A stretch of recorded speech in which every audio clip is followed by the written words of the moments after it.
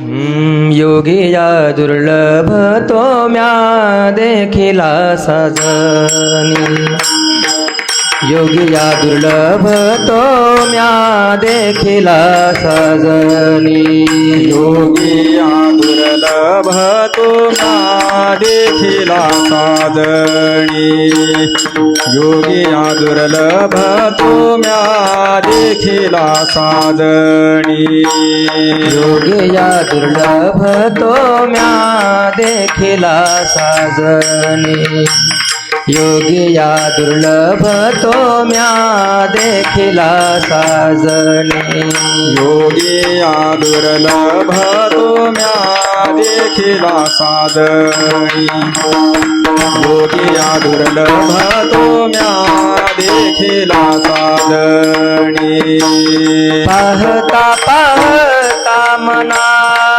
न पुरे धने पाहता पाहता मना न पुरे धने न पुरे धने देखिला देखिला माये देवांचा देव देखिला देखिला माये देवांचा देव पाहता पाहता मला न पुरे धणी पाहता पाहता मला न पुरे धणी न पुरे धणी देखिला देखिला माये देवांचा देव देखिला देखिला माये देवांचा देव भेटला संदेह निमाले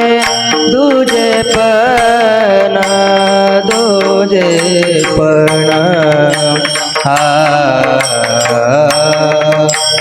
आ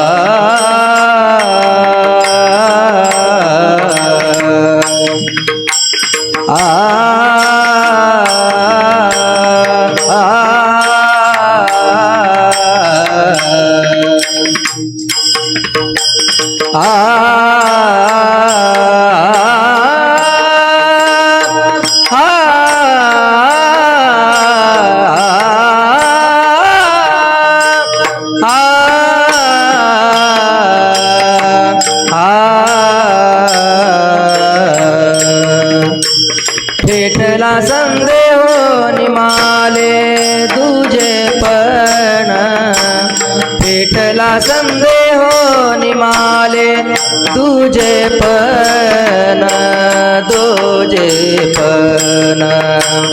देखिला देखिला माये देवांचा देव देखिला देखिला माये देवांचा देव भेटला संदेहोनी माले दुजे पण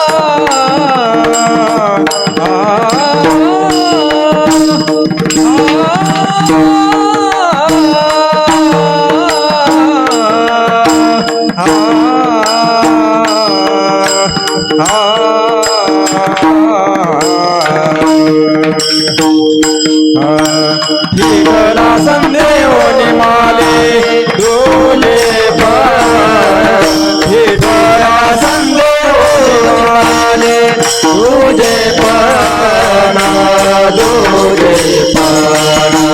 देखिला देखिला माये देवांचा देव देखिला देखिला माये देवांचा देव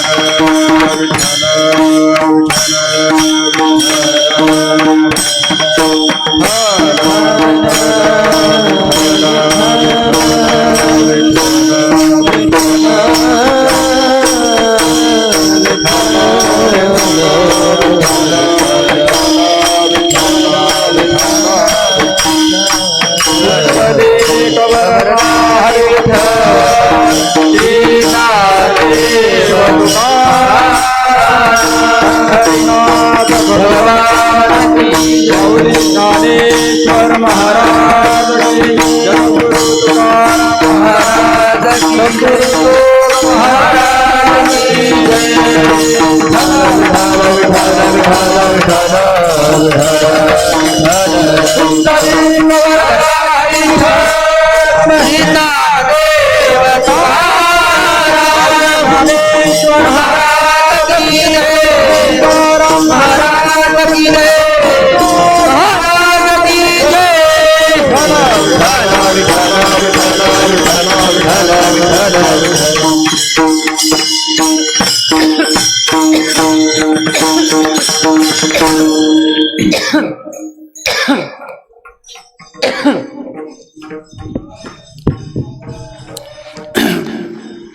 योगिया दुर्लभ तो म्या देखिला साजनी, योगिया दुर्लभ तो म्या देखिला साजनी, पाहता पाहता मनान पुरे धनी, देखिला देखिला माये देवांचा देवो, फिटला संदेहो निमाले दुजे पण, अनंत रूपे अनंत वेशे देखिले म्या त्याशी, बाप रखुमा देव रुखुण बाणली कैशी, देखिला देखिला माये देवांचा देव, फिटला संदेहो निमाले तुझे पण, पांडुरंगा करू प्रथम नमन पांडुरंगा करू प्रथम नमन, पांडुरंगा करू प्रथम नमन पांडुरंगा करू प्रथम नमन, दुसरे चरणा संतांचिया, त्यांच्या कृपादाने कथेचा विस्तार, कथेचा विस्तार,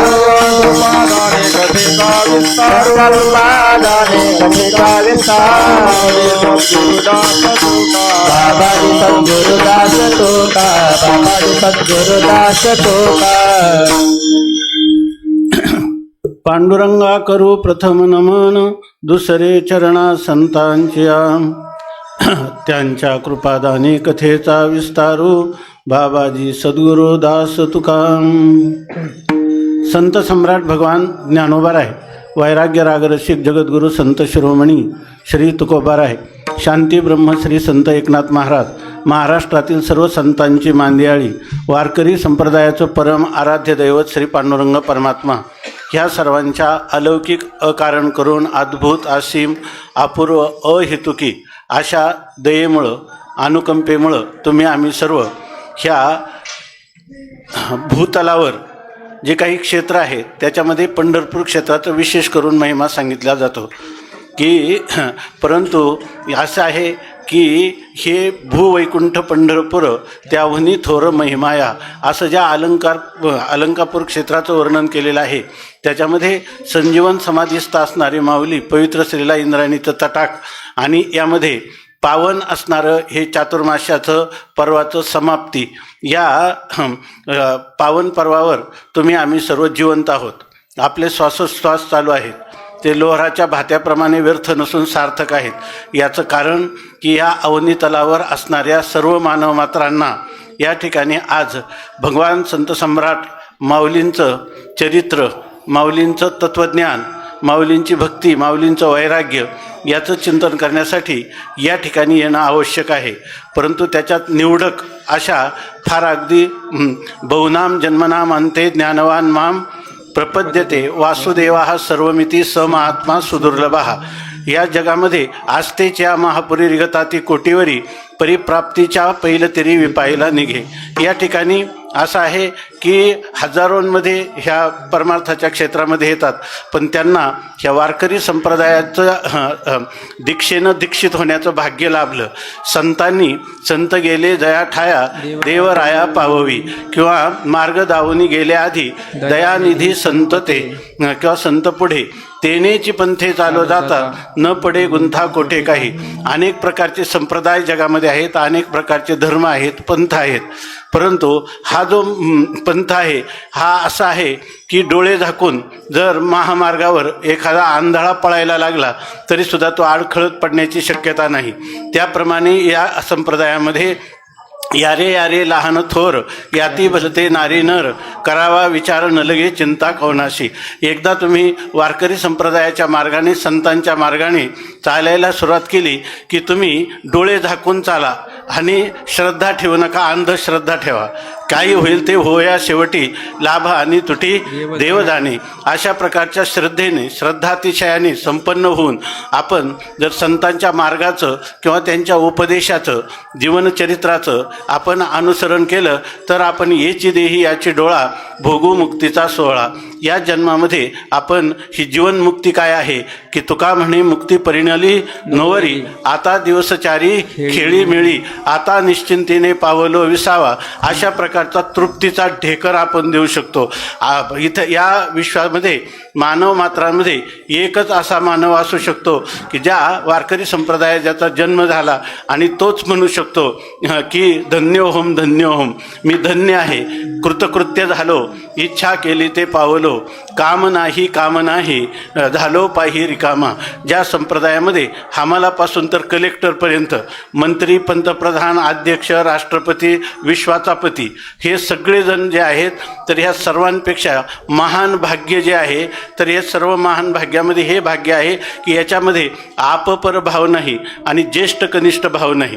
कुठल्याही जरी साधना आपण संप्रदायाची, पंथाची केली, ते द्वैती असोत किंवा अद्वैती असोत, विशिष्ट अद्वैती असोत किंवा शुद्ध अद्वैती असो, परंतु त्यांच्यामध्ये या ठिकाणी ज्येष्ठ कनिष्ठ भाव असतो. आणि वेदांत शास्त्राप्रमाणे जोपर्यंत ज्येष्ठ कनिष्ठ भाव आहे तोपर्यंत कारण शरीराचा तादात्म्य भ्रांती त्याची गेलेली नाही. आणि या संप्रदायातला जो व्यक्ती आहे तर त्याच्या ठिकाणी ही कारण शरीराचा अभिमान, नाम अज्ञान जे आहे, अज्ञोहम असं तो कधीच म्हणत नाही. त्याप्रमाणे सर्वज्ञोहम असं सुद्धा कधी म्हणत नाही. तर मी या प्रकारचा आहे का मी नेप्ती मात्र ज्ञानस्वरूप मी आहे. मला ज्ञानाने मी मोठा नाही तर ज्ञानस्वरूपाने, तत्वतः वस्तुनिष्ठतेने मी महान आहे. अशा प्रकारचा चुलीवर भाकरी भाजणाऱ्या स्त्रीपासून तर या ठिकाणी महान असणारा एखादा वैज्ञानिक, ह्या सर्वांना एकच समाधान.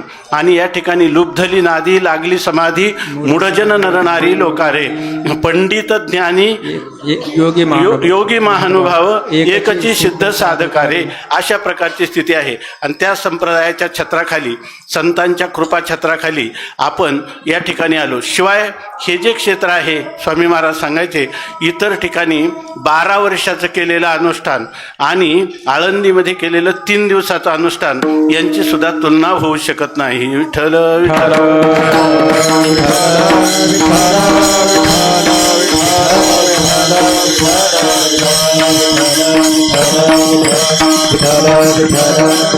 आपल्या संप्रदायामध्ये या ठिकाणी सांगितलं चंद्रभागे स्नान विधितो हरिकथा. तसंच सर्व क्षेत्रामध्ये, कोणत्याही क्षेत्रामध्ये गेलं तर क्षेत्रवाद जोपर्यंत आहे तोपर्यंत त्या ठिकाणी असणाऱ्या पवित्रत्वया नदीचं स्नान आणि संतांच्या संगतीमध्ये श्रवण करणं. कारण का तर श्रवण जे आहे तर भागवतामध्ये सांगितलं की प्रविष्ट हा कर्णरंध्रेण स्वानाम भाव सरोरोहम. लोक इथं आळंदीला आले आणि काही दुसरेच खरेदी करत बसले किंवा गप्पा मारत मारत बसले तर हे काही इथलं परमार्थाचं साधन ते करतात असा त्याचा अर्थ होत नाही. पण इथं आल्यानंतर जर आपल्या हृदयामध्ये परमात्म्याची अभिव्यक्ती करायची असेल, तो परमात्मा आपल्या हृदयात कायम स्थानापन्न करायचा असेल, तर त्या परमात्म्याचं ह्या शरीरामध्ये एकच द्वार आहे. आणि ते द्वार कोणतं असेल तर प्रविष्ट हा कर्णरंध्रेनं, कानाच्या बिळातून. म्हणजे संत जो उपदेश करतात त्या उपदेशाचं ग्रहण ते कानाने जर आपण ऐकलं तर तो परमात्मा प्रविष्ट हा कर्णरंध्रेनं स्वानाम भाव सरोरोहम, आपल्या या ठिकाणी असणारं जे आपलं अंतःकरण रूपी हृदय कमल आहे त्या कमलावर येऊन कायमचा शाश्वत रीतीनं तो सुखावतो आणि तो आपल्याला मागे पुढे उभा राहे सांभाळीचं आलिया अघात निवाराया.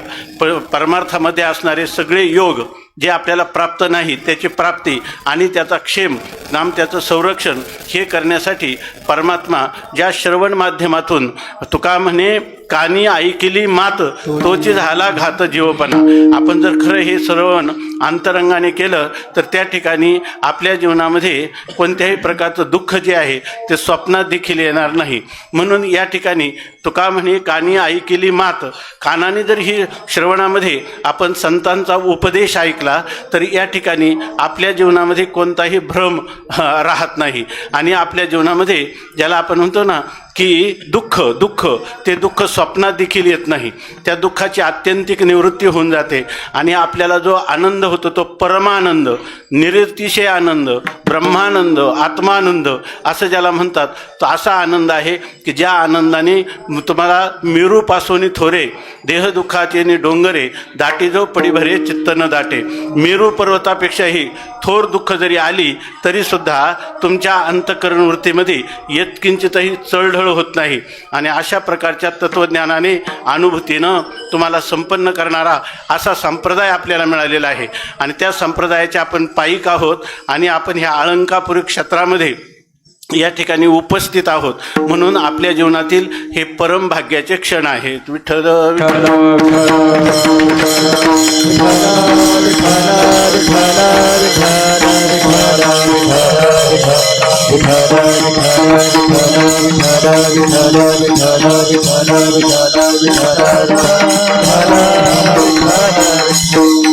आणि ज्ञानोबा या ठिकाणी आपल्या साक्षात आपल्याशी संवाद करत आहे.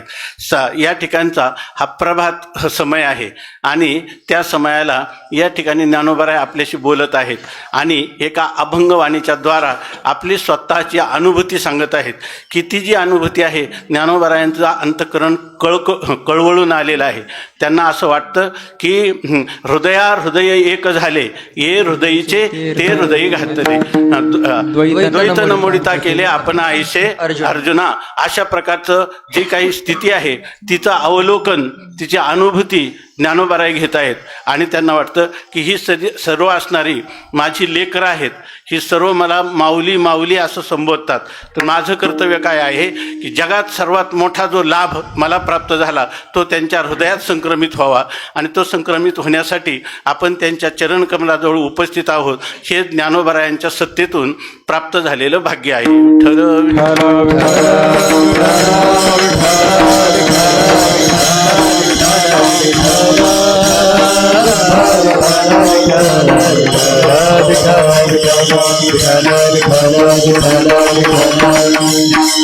या अभंगावरून एक गोष्ट सहज लक्षात आली.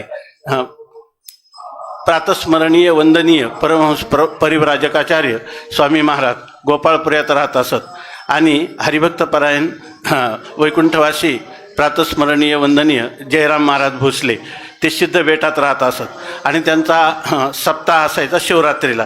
तोपर्यंत बरीचशी थंडी पण राहायची, विशेष उन्हाळा सुरू होत नाही, पूर्वीच्या नव्हताच. तर त्या काळात ते पहाटे काकडा म्हणायचे आणि काकडा म्हणत असताना एक दिवस असं झालं, 7 दिवस ते स्वतः त्या काकड्याच्या अभंगाच्या अर्थाशी ते किती समरस होत असतील ते फक्त त्यांचंच त्यांना माहीत. आणि ते जेव्हा काकडा म्हणायला लागले की स्वामी महाराज एक दिवस बाहेर गेले, काही लघवीला वगैरे गेले असतील, लघुशंकेला गेले असतील असं वाटून त्या ठिकाणी बराच वेळ आले नाही. तेव्हा आमचे तात्या होते, त्या तात्यांना असं वाटलं की स्वामी महाराज बराच वेळ झाले का आले नाही. तर तिथं ते त्या खडकावर मांडी घालून बसले होते शांतपणे. तिकडून जयराम महाराजांचा काकडा चालू होता आणि ते ऐकत होते. तेव्हा त्यांनी विचारलं, थंडी आहे आणि तुम्ही तर बाहेर कशाला बसले, इतका वेळ कशाला थांबले? अरे ते म्हणे, हे माझ्या जयरामचं निध्यासन चालू आहे. विठ्ठल विठ्ठल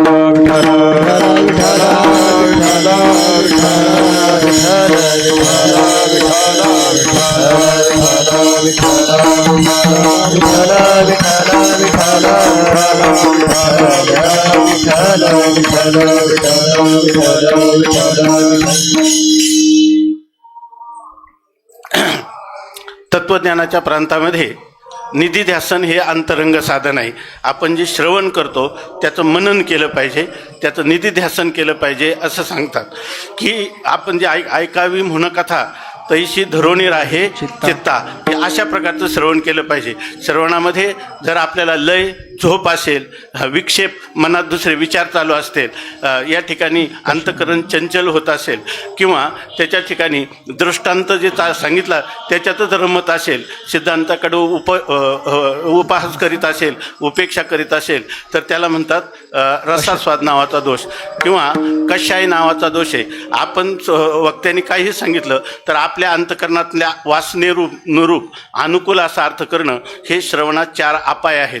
ते चुकून जर श्रवण केलं आणि त्याच्यानंतर त्या मनुष्याने मनन केलं पाहिजे, अनेक प्रकारच्या युक्ती दृष्टांत घेऊन आपलं परमार्थाचं अनुकूल असं चिंतन त्यांनी केलं पाहिजे आणि नंतर त्यांनी त्याचं खऱ्या अर्थाने प्रात्यक्षिक केलं पाहिजे, निधिध्यासन केलं पाहिजे. सगळ्या जगाला विसरून आपलं जे इष्ट आहे त्या इष्टदैवताच्याच आकाराची वृत्ती केली पाहिजे, किंवा ह्या संपूर्ण जगदाधिष्ठान असणारं जे ब्रह्म आहे त्या ब्रह्माच्या चिंतनात तो रंगून गेला पाहिजे. विठ्ठल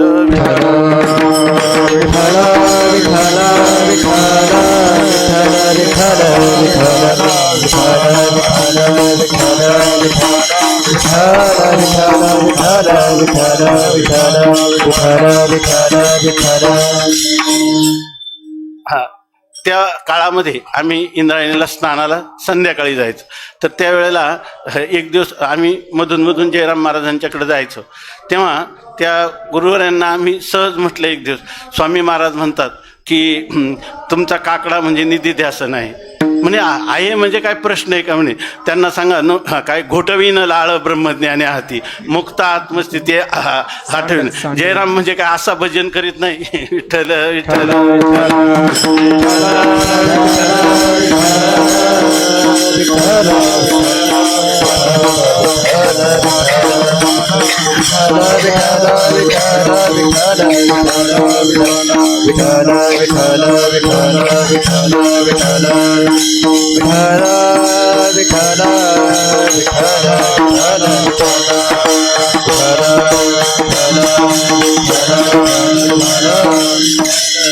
आणि वारकरी जो काही दररोज काकडा करतो याचा अर्थ वारकऱ्याचं जीवन दररोज काकड्याचं अभंगाचं चिंतन करणं म्हणजे हे अत्यंत अंतरंग असणारं निधिध्यासन रूपी ध्यानाचं हे केलेलं अनुष्ठान आहे. विठ्ठल विठ्ठल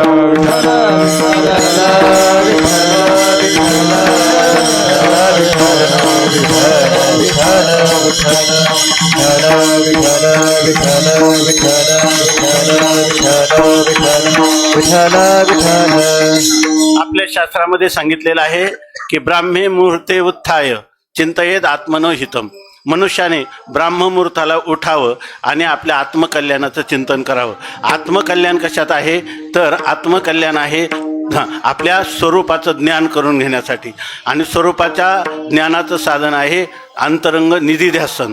तेव्हा वारकरी जेव्हा हा काकडा करतो तेव्हा हे अत्यंत अंतरंग निधिध्यासनाचं आत्मकल्याणाचं सकाळी उठल्याबरोबर ज्या क्षणी आपली वृत्ती रात्री सुषुप्तीमध्ये अज्ञानात लीन असते आणि ती ज्या वेळेला पुन्हा जागृतीमध्ये उत्थान होते त्यावेळेला त्या वृत्तीमध्ये दुसरं कशाचे संस्कार नसतात. थोडे त्या संस्कार उद्भूत होण्यापूर्वीच आपल्या अगोदरच आपल्या अंतःकरणाला सुसंस्कृत करण्याचा उपाय म्हणजे काकडा आहे. विठ्ठल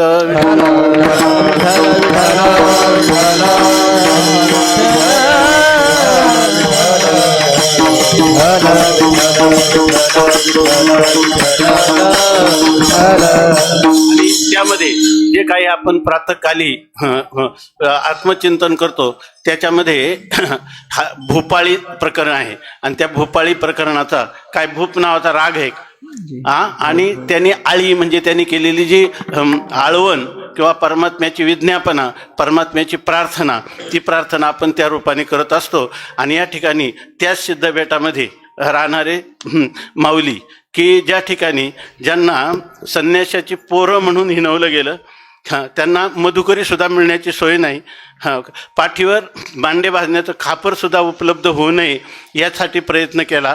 असा असताना देखील आणि अत्यंत कोवळ्या वयात की ज्यामध्ये मन हे अत्यंत संवेदनाक्षम असतं अशा वेळेलासुद्धा ज्यांनी आपल्या अंतःकरणाची स्वतःच्या अंतःकरणाची मृदुता न ढळू देता त्या ठिकाणी समाजाला तोंड दिलं आणि समाजाला त्याच्या कल्याणाचा मार्ग दाखवला. असं जगामध्ये कुठं उदाहरण आहे का? विठ्ठल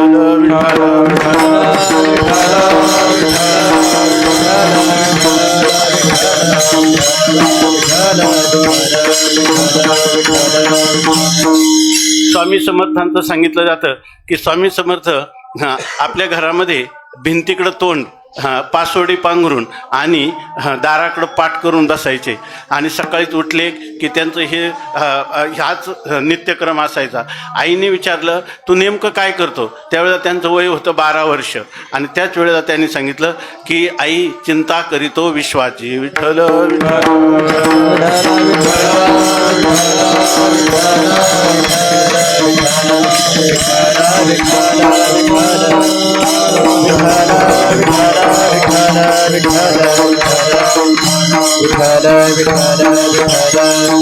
एक गोष्ट असली पाहिजे या वारकरी संप्रदायाचे साधना त्याचं साध्य याच्याविषयी त्याच्यामध्ये असणारा साध्य साधन नियत असणारा कार्यकारण भाव साध्य साधन भाव याच्यावर जर दृढ निष्ठा ठेवली तर आपल्याला जीवनामध्ये कोणत्याही इतर शास्त्र धर्म पंथ काही पाण्याची गरज नाही. आणि हा वारकरी पंथ म्हणतात कोणी संप्रदाय म्हणतात परंतु ह्याच्यामध्ये हा संप्रदाय असे विवेकानंदांच्या भाषेत जर सांगायचं झालं की मनुष्याचा जन्म या वारकरी संप्रदायात व्हावा. किंवा कोणत्याही संप्रदायात जरी झाला तरी या ठिकाणी जन्मताना त्याला या ठिकाणी तो कोणत्याही संप्रदायात जन्मलेला असला तरी चालेल परंतु मरताना त्यांनी ह्या सर्व संप्रदायाच्या बाह्य असणारा जो सांगाडा आहे त्या सांगाड्याचं भेदन करून त्याच्या अंतरंगात असणारं सच्चिदानंदाचं जे वैभव आहे ते वैभव त्याला प्राप्त करून घेतलं पाहिजे. आणि त्या प्राप्तीचा उपाय निश्चित स्वरूपाने निर्णित स्वरूपाने असेल तर ह्या वारकरी संप्रदायाच्या संत वाङ्मयात आहे. विठ्ठल विठ्ठल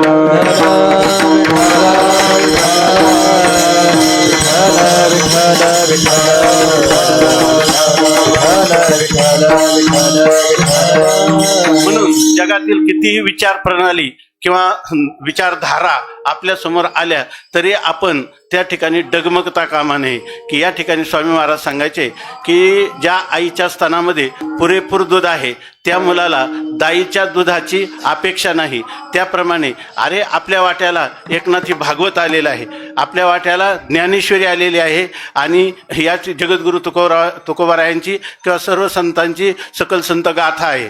हे जर 3 ग्रंथ आपल्या समोर असतील तर ही वारकरी संप्रदायाची प्रस्थानत्रय आहे. आणि या प्रस्थानत्रयीच्या द्वारा जेवढं आपल्याला कळेल जेवढं सत्संगात कळून घेता येईल तेवढं कळून घ्यायचं अनुष्ठानात आणायचा प्रयत्न करायचा. आणि प्रयत्न करता करता आपल्याला इतका प्रयत्न करायचा की स्वामी महाराज सांगायचे की मरताना एवढं वाटलं पाहिजे की मी याच्यामध्ये पूर्णपणे सफल झालो की नाही माहीत नाही पण माझ्या जीवनाचा मागचा आढावा जेव्हापासून मला कळायला लागलं जेव्हापासून मी संत संगतीत आलो तेव्हापासून तर आत्तापर्यंत मृत्यूच्या क्षणापर्यंत मी मात्र माझ्या आत्मोद्धाराचा प्रामाणिक प्रयत्न केलेला आहे असं जरी वाटलं तरी तुमचं जीवन निहाल झालं. विठ्ठल विठ्ठल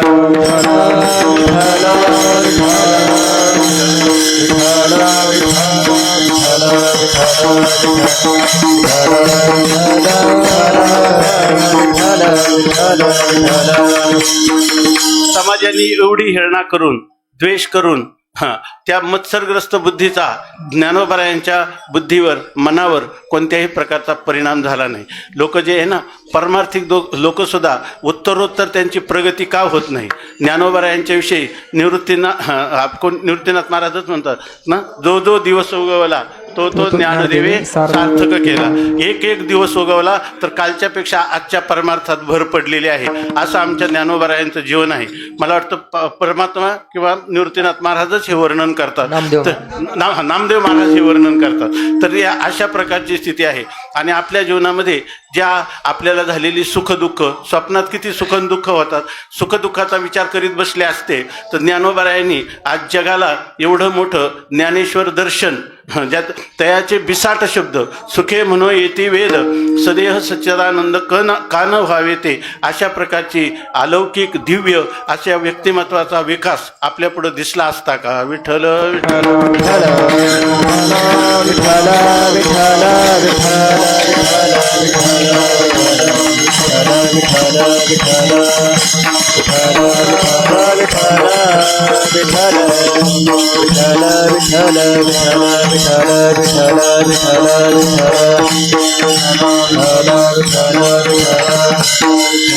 एक उदाहरण नुकतंच घडून गेलेले, कालपंथी व्यक्ती आली होती, मी थोडक्यात सांगतो.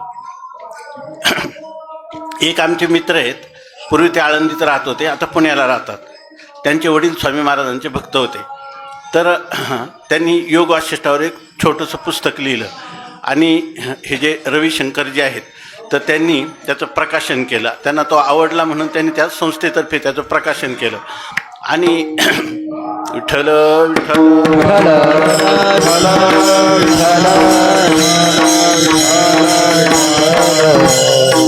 त्यांना संस्कृत येत नाही, त्यांनी प्राकृत एक छोटंसं योग वासिष्ठाचं प्रकरण वाचलं आणि त्याच्यावर त्यांनी त्याच्यावर चिंतन केलं.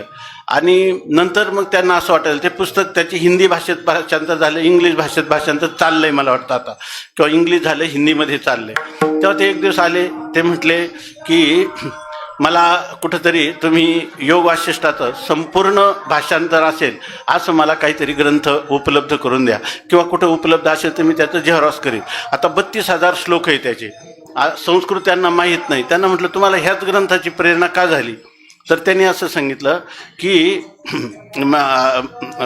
6 महिन्यापूर्वी माझ्या मुलाचा ॲक्सिडेंट झाला आणि योग वासिष्ठाचा ग्रंथ प्रकाशन झाला होता.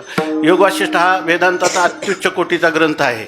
आणि त्यांनी सांगितलं की मुलाचा ॲक्सिडेंट झाला आणि फोन आला. मग आम्ही गेलो तर तो 70 का 90 दिवस कोमामध्ये होता, बेशुद्ध होता.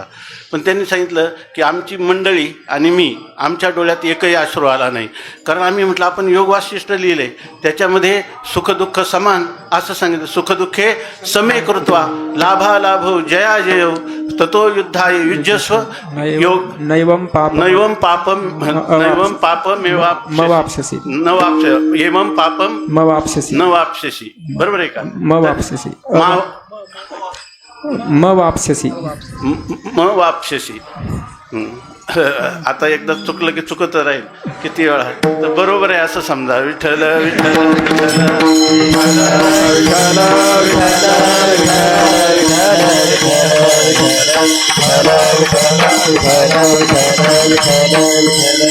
तेव्हा त्यांनी सांगितलं की मी आमच्या मंडळीला विचारलं की आता हे जे झाले आपण भरपूर प्रयत्न करू, काय जसं असेल तसं त्याचा परिणाम दिसेल, परंतु आपण दुःखी खेदकष्टी होऊन उपयोग नाही, याच्यातून काय होणार आहे.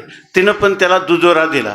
आणि आता 6 महिने झालेत, तो मुलगा आज आळंदीला आणलेला आहे, आता भेटेल आम्हाला. तर त्या मुलाला नंतर शुद्धीवर आला, स्मृती पण आली, नंतर तो आता वाकरवर चालतो पण आणि चांगल्या प्रकारे बोलतो पण. पण ते म्हणे 6 महिन्यात अश्रूसुद्धा आला नाही.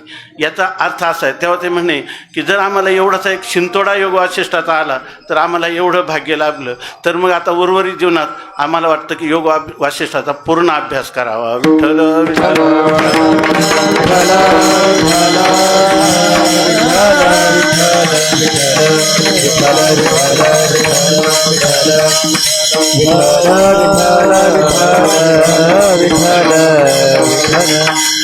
म्हणून आपल्या जीवनामध्ये हे जे काही आपण श्रवण करतो त्या श्रवणामुळं आपला प्रत्येक दिवस सुखदुःखाचा विचार करायचा नाही. मी दरिद्र आहे का मी श्रीमंत आहे, काही संबंध नाही. मी बालक आहे की वृद्ध आहे, मी रोगी आहे की निरोगी आहे, मी सुखी आहे की दुःखी आहे, हे सगळे अनात्म्याचे धर्म आहेत. भले आपल्याला आता ह्याचं कळलं नाही तर संतांवर विश्वास ठेवला पाहिजे की हे साते आलिया ओळंगा शारंग धरू नाहीतरी संसारू जाईल लया. कवनाचे गुणगोत कवनाचे मायबाप मृग जळवत जाईल लया. ज्ञानेश्वर महाराज आपल्याशी बोलतात. त्यांनी जो विचार करायचा तो त्यांनी करून ठेवलाय. आपल्याला फक्त त्यांच्या शब्दावरून आपलं जीवन ओवाळून टाकायचं आणि त्याचं अनुसरण करायचं. फार मोठा काथ्याकूट करण्याची गरज सुद्धा नाही. विठ्ठल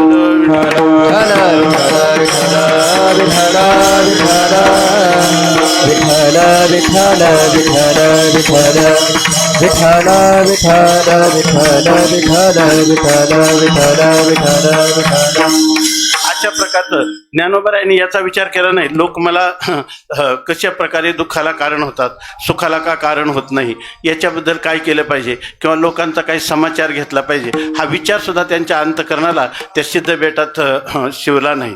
ज्ञानोबरायांचे की सगळ्या जगाचा नियंता असणारा, जेणे हे विश्व निर्मिले, महर्षी देवाते संस्थापिले, 21 स्वर्गाते धरिले, सत्ता मात्रे आपुलिया, तो हा विठोबा निधान, जेणे हा जीव दिला दान, तयाचे करीन चिंतन, जगत जीवन नारायण, गायीन गुण तयाचे, जो या भिवरेच्या तेरी, कट धरोनिया करी, पाऊले समची साजरी, अंतरी धरोनी राहीन. माझ्या अंतकरणात राग द्वेषाला स्थान नाही, सुखदुःखाला स्थान नाही, काम क्रोधाला स्थान नाही. त्या जर परमात्मा आहे तो परमात्मा शुद्ध चित्तात येऊन राहत असतो. येऊनी गोपाळ राहे तेथे. म्हणे चित्त करावे निरमळ, म्हणे चित्त करावे निरमळ, म्हणे चित्त करावे निर्मळ, तुका म्हणे चित्त करावे निर्मळ, म्हणे चित्त करावे निर्मळ, तुका म्हणे चित्त करावे निर्मळ, म्हणे चित्त करावे निर्मळ, तुका म्हणे चित्त करावे निर्मळ.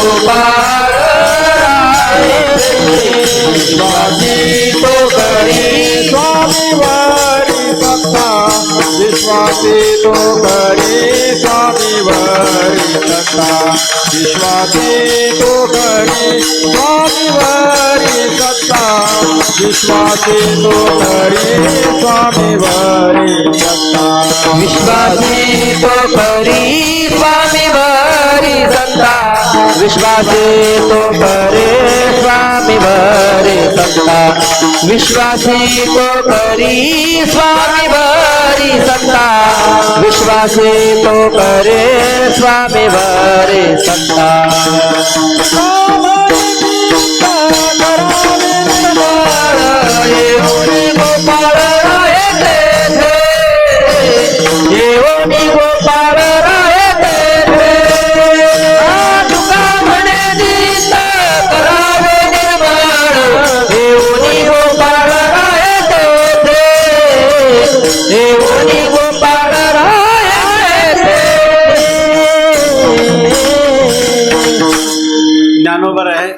या ठिकाणी सिद्ध बेटामध्ये राहत असताना त्यांना ह्या लोकांची कोणत्याच प्रकारची तमा नाही. कारण काय आहे, जनाने मान दिला किंवा अपमान केला, हे मान अपमान गोळे अवघे गुंडोनी ठेवावे. या ठिकाणी मानापमानयोस तुल्य, या ठिकाणी मान आणि अपमान समान मानले पाहिजे. स्वप्नात मान झाला म्हणजे आपल्याला काय बरं वाटतं का जागा झाल्यावर, आणि अपमान झाला म्हणजे काय दुःख होतं का? त्याप्रमाणे हे चालूच राहणार आहे. हा सगळा मायेचा बाजार आहे आणि माया मिथ्या आहे, स्वप्नतुल्य आहे. या ठिकाणी आपलं जे काही वास्तव स्वरूप आहे त्याची अभिव्यक्ती झाली पाहिजे याची ज्ञानोबारायांना काळजी आहे. मध्येच ज्ञानोबारायांनी एक आपल्या जीवनचरित्रातली झळक दाखवली, लीला दाखवली की त्यांना पण राग आला, ताटी लावून घेतली, पण मुक्ताबाईंनी सावध केलं. विश्वरागे झाले वन्नी, संती सुखे व्हावे पाणी.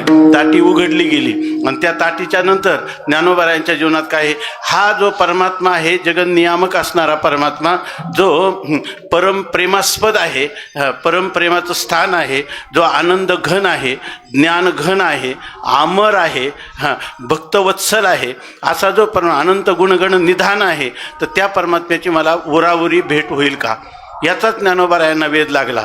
आणि त्या वेधामध्ये ज्ञानोबारायांचा तो इतका वाढला की आपण नेहमी चिंतन करत असतो की यामध्ये ज्ञानोबारायांसारखे तत्त्वज्ञ महापुरुष आणि ते सिद्ध बेटात कावळा एक थोडासा आवाज करतो, तर त्या ठिकाणी आपल्याकडे जे शुभ शकून अशुभ शकून सांगतात, तर त्याच्यामध्ये शुभ शकून सांगितलेलं आहे.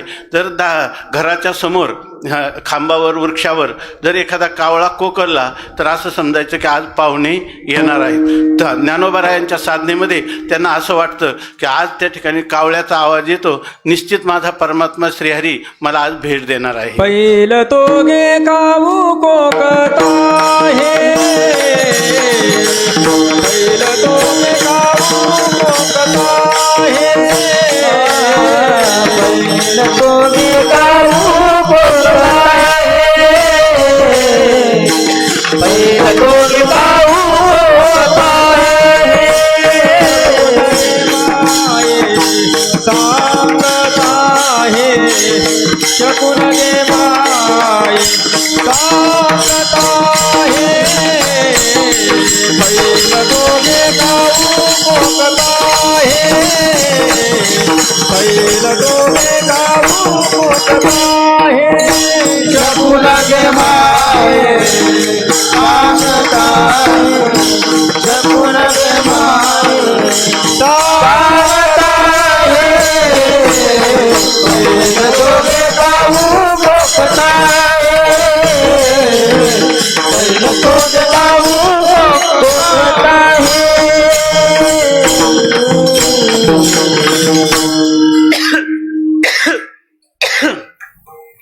माऊली सांगतात, पहिलं तोगे काऊ कोकत आहे, चकून गे माये सांगत आहे, उडरे उडरे काऊ तुझे सोन्याने मळवीन पाहू, पाहुणे पंढरी राहू घरा कैयेती, दही भाताची गुंडी लावीन तुझे तोंडी, जीवा पडी येते गोडी सांग वेगी. तो परमात्मा कधी येईल आणि कधी मला त्याची ओरावरी भेट होईल याचंच चिंतन चालले. त्या चिंतनामध्ये त्यांचं हृदय जे आहे तर ते जणू काही दग्ध होत आहे. ज्ञानोबारायांना त्या ठिकाणी निसर्ग रम्य वातावरणात आहे. आज माणसाला आजच्या काळामध्ये सुद्धा या शतकामध्ये जर कुठं करमलं नाही तर सिद्ध बेटात गेला, अजूनही ते निसर्ग किंवा ते वायुमंडल किंवा ती स्पंदनं माणसाला विसाव्याला प्राप्त करून देतात. विठ्ठल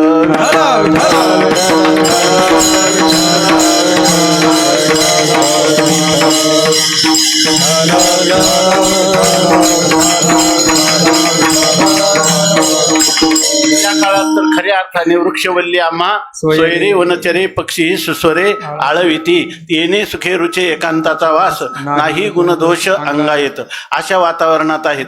परंतु त्यांना मात्र इतकं हे वातावरण जे आहे हे इतकं निसर्गाचं वातावरण आहे, रम्य वातावरण आहे, तरीसुद्धा त्याच्याकडं पाहून ज्ञानोबारायांना समाधान वाटत नाही.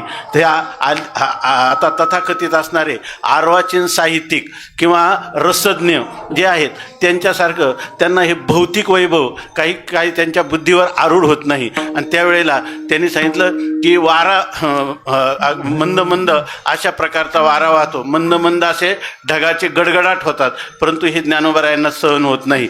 चंदनाचा सुगंध चाललेला आहे, पुष्पाचा परिमळ आहे, पुष्पाची शय्या आहे, तरीसुद्धा त्यांचं मन रमत नाही. आपल्या भावंडांशी अनुवाद करताना माऊली म्हणतात, धनुवाजे घुण घुण वारा वाहे ऋण धुना वाजे गुण गुण वारा वाहे धनुवाजे घुण घुण वारा वाहे ऋण धुना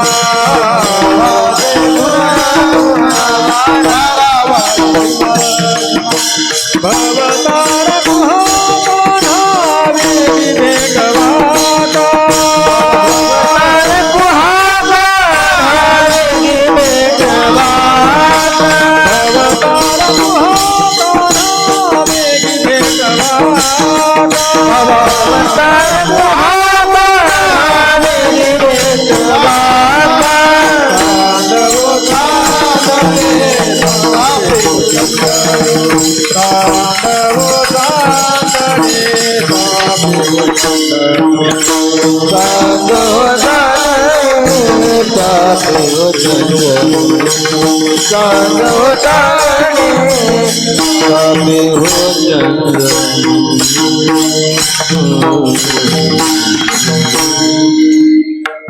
माऊली म्हणतात, हे जरी भाग्य असलं, घणू वाजे घणुघणा वारा वाहे ऋणधना भव तारुको हा कान्हा वेगी भेटवा का.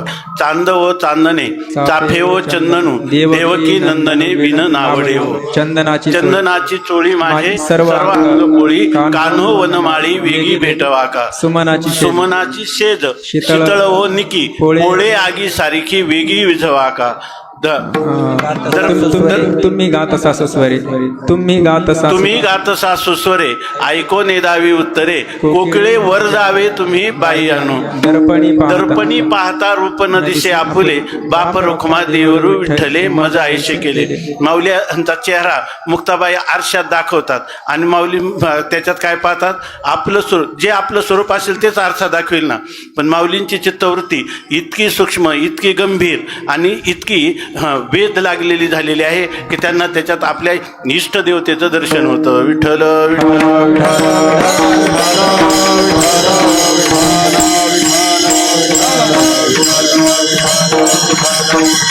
जगद्गुरु तुकोबारायांनी याचं वर्णन केले. तो परमात्मा भेटला नाही ना तरी मला काही नाही, पण परमात्म्याचं चिंतन झालं पाहिजे. करावे चिंतन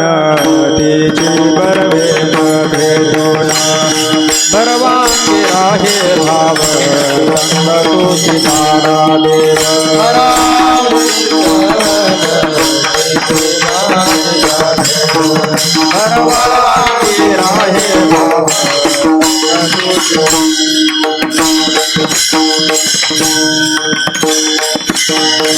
तुकाराम महाराज म्हणतात, मला माणसं आहे ना म्हणतात 12 वर्षे वारी केली, दररोज 2 माळा सकाळी 1 संध्याकाळी जप करतो, अजून परमात्म्याचा कुठं आम्हाला पुसटचा सुद्धा साक्षात्कार झाला नाही असं म्हणतात.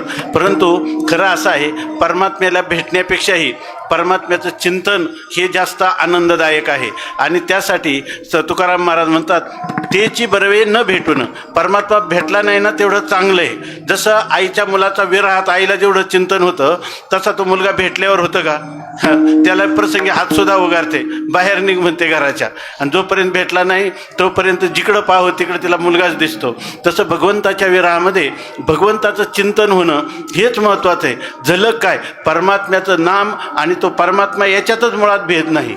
नामनामीमध्ये अभेद असल्यामुळं परमात्म्याचं चिंतन जे आहे, नामाचे चिंतन प्रगट पसारा असाल तो करा जेथे तेथे. जिथं असो तिथं आपलं क्षेत्र आहे, जिथं असाल तिथं परमात्मा आहे. फक्त काय हे परमात्म्याचं चिंतन घडलं पाहिजे. अशा प्रकारचं याला माऊलींच्या भाषेत म्हणतात वेधेची तन्मयता.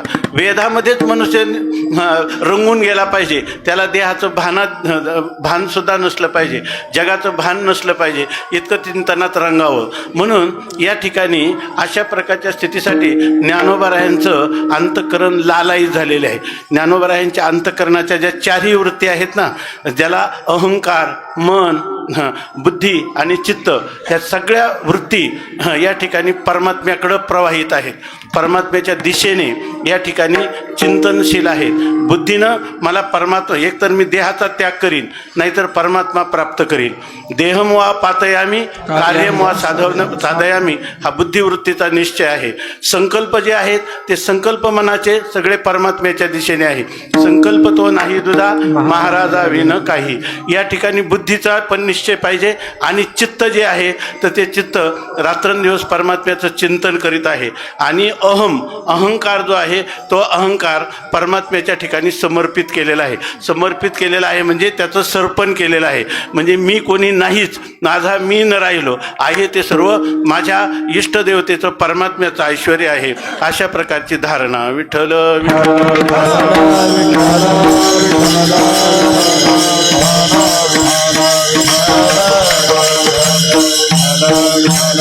गंगा हिमालयातून निघाली, गौरी शंकर की ती गंगा कुठं भेटण्यासाठी झाली समुद्राला. तसं या ठिकाणी तया अहम वाचा चित्तांग, वाणीचाही विषय परमात्मा. हात परमात्म्याची सेवा करतात, पूजा करतात, पाय परमात्म्याच्या दिशेने मंदिराकडं साधू संतांकडं जातात, डोळे परमात्म्याला पाहतात, कान परमात्म्याचं गुणसंकीर्तन, लीला संकीर्तन, स्वरूप संकीर्तन ऐकण्यामध्ये निमग्न झालेले आहेत. अशा प्रकारची जी जी इंद्रिय आहेत ती सगळी इंद्रिय माझ्या इंद्रियांशी लागले भांडण, म्हणतील कान रसना झाली, अशा प्रकारचं त्या जीवनामध्ये सर्व व्यवहार आहे. आणि अशा प्रकारचा जो व्यवहार आहे तो आपल्याला परमात्म्याला निश्चित प्राप्त करून देत असतो. ज्ञानोबराय या ठिकाणी ह्या सिद्धभेटामध्ये अशा प्रकारच्या चिंतनात निमग्न झालेले आहे. आणि ही स्थिती जी आहे, ज्या वेळेला मनुष्य याच्या वाचून मासा जीवना वेगळी मासोळी तैसा तुका तळमळी, जसा पाण्या वाचून मासा जगू शकत नाही, त्याप्रमाणे जेव्हा आपल्या जीवनात अशी स्थिती येते की हे प्राण जे आहे ते कुडीला टाकून जातील, अशा प्रकारची स्थिती होते, त्यावेळेला तो परमात्मा कोठे न दिसे पाहता आणि उडी घाली अवचिता, अशाच वेळेला त्या परमात्म्याचं ज्ञानोबरायांना दर्शन झालेलं आहे. आणि तो परमात्मा ज्ञानोबरायांच्या पुढे प्रगट झालेला आहे. आणि ह्या वेळेला ज्ञानोबरायांना जो काही अत्यानंद ब्रह्मानंद प्राप्त झालेला आहे, आणि ते सुद्धा त्यांना हे ज्ञानाचं ऐश्वर नाही, हे ज्ञानोत्तर प्रेम लक्षणात्मक भक्तीचं ऐश्वर त्यांच्या जीवनामध्ये अनुभूतीला आलेलं आहे. विठ्ठल विठ्ठल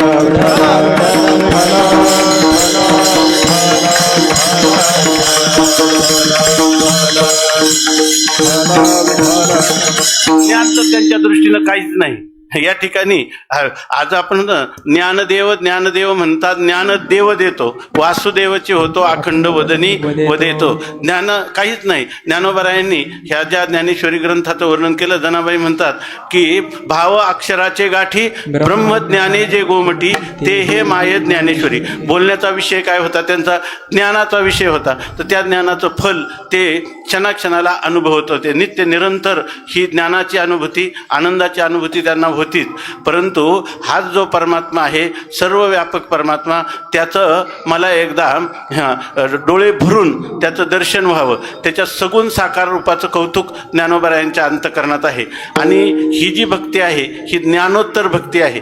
या ठिकाणी ज्ञानासाठी केलेली साधन म्हणून ही साधन भक्ती नाही, ही सिद्ध पुरुषाच्या जीवनामध्ये प्रेम लक्षणात्मक भक्तीचा झालेला हा जो आविर्भाव आहे, ही सहज स्थिती जी असते महात्म्याची, की ज्या ठिकाणी खरं तत्वज्ञान झालं की माऊली सांगतात क्रियेचे तैसे क्रियेचे नाम किरणस आहे परी अद्वैती भक्तीचे आहे. परंतु खरं ज्ञान झालं की ही भक्ती होतच असते. क्वचित महापुरुषांच्या जीवनामध्ये ज्ञानलक्षणात्मिका भक्ती असते की जे सोहम चिंतनामध्ये रंगत असतात. असंसक्ती पदार्थाभाविनी किंवा उन्मनी ह्या तुर्यगा अवस्थेला पोचण्यासाठी ते अधिक अंतरंग चिंतन करत असतात. किंवा त्यातल्यामध्ये जर पाहिलं तर जगत कल्याणासाठी परमात्मा जेव्हा संतांच्या रूपाने अवतरतो तेव्हा तो विशेष करून हे निवृत्तीपरायण जीवन ज्यांचं आहे त्यांना त्या ज्ञानलक्षणात्मक भक्तीचं आदर्श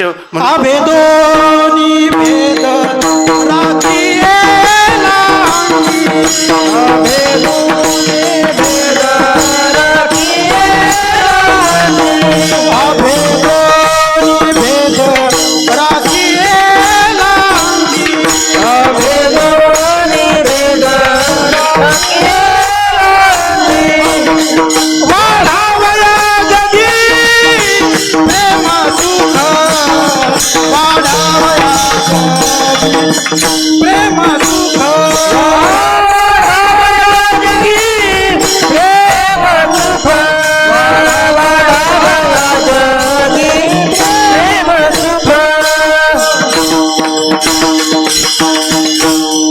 हे जे महापुरुष असतात हे भगवंताच्या इच्छेने किंवा स्वतःच्या इच्छेने जगताला एक आदर्श प्रस्थापित करण्यासाठी, जगत कल्याणासाठी या ज्या वेळेला धर्माची ग्लानी होते अशा वेळेला यदा यदा ही धर्मस्य ग्लानिर्भवती अशा वेळेला परमात्मा एक अवतार घेतो आणि ज्या वेळेला परमात्मा अवतार घेतो त्याच्याबरोबर संत हे अवतार घेतात किंवा स्वतंत्र रीतीने त्यांचे अवतार होतात. तर त्याच्यापैकी हा जो संतांचा अवतार होतो तो ह्या जगत कल्याणासाठी असतो. आणि जगत कल्याणासाठी जरी अनेक मार्ग असले तरी सुद्धा तुकाराम महाराज म्हणतात, एक गावे आम्ही विठोबाचे नाम आणि कापे काम नाही आता, मोडोनिया वाटा सूक्ष्म दुस्तर केला राज्यभार चाले ऐसा. हा एक सोपा उपाय आहे की ज्याच्यामध्ये तुका म्हणे महापातकी पतित होती जीवनमुक्त हेळा मात्रे. या ठिकाणी पापी पुरुष महापातकातला पातकी देखील जीवनमुक्तीपर्यंत याच जन्मामध्ये पोहोचावा अशा प्रकारचं मार्गदर्शक जीवन संतांचं आहे किंवा मार्गदर्शक उपदेश संतांचा आहे. आणि त्याप्रमाणे ज्ञानोबाराय जे आहेत ते ह्या संतकोटीमध्ये ज्ञानलक्षणात्मक आपलं प्रेमलक्षणात्मक भक्तीचा प्रचार प्रसार आणि आदर्श प्रस्थापित करण्यासाठीच त्यांचा अवतार आहे.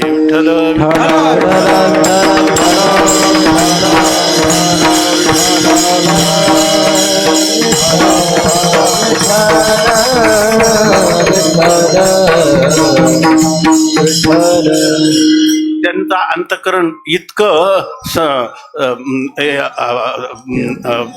रात्रंदिवस त्यांनी संतप्त झालेला आहे की कधी तो परमात्मा येईल आणि मला तो कशाने कधी भेटेल. आणि त्याच वेळेला परमात्मा पांडुरंग परमात्मा साक्षात त्यांच्या पुढं उभे राहिलेले आहेत.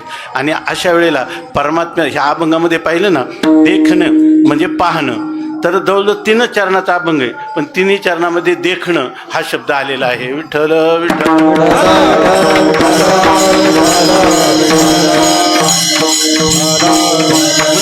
म्हणजे असं आहे की तुम्हाला शब्दज्ञान जरी झालं ना, शब्दज्ञानातही आनंद आहे, परोक्ष ज्ञानातही आनंद आहे, दृढ अपरोक्ष ज्ञानातही आनंद आहे, अदृढ अपरोक्ष ज्ञानातही आनंद आहे. पण हे सगळे जे आनंद आहे ना त्या भक्तिप्रेमाच्या आनंदाचा एक बुंद सुद्धा नाहीत. विठ्ठल विठ्ठल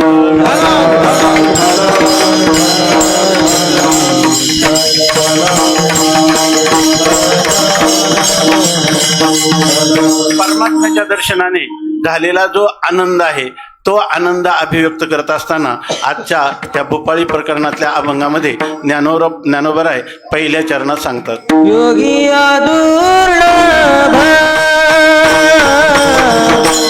योगी दुर्लभ देखीला साजणे योगी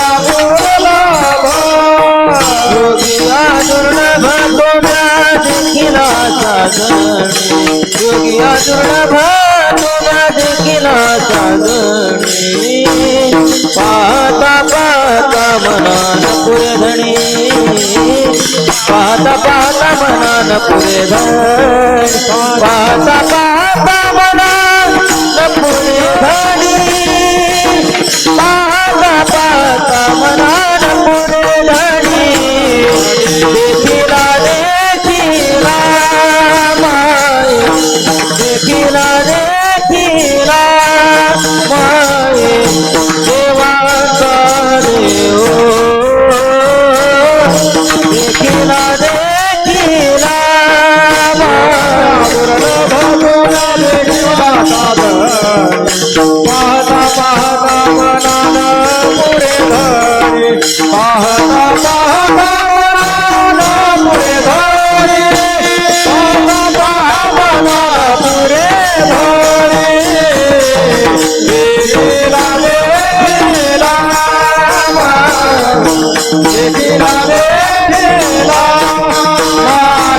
देवा देव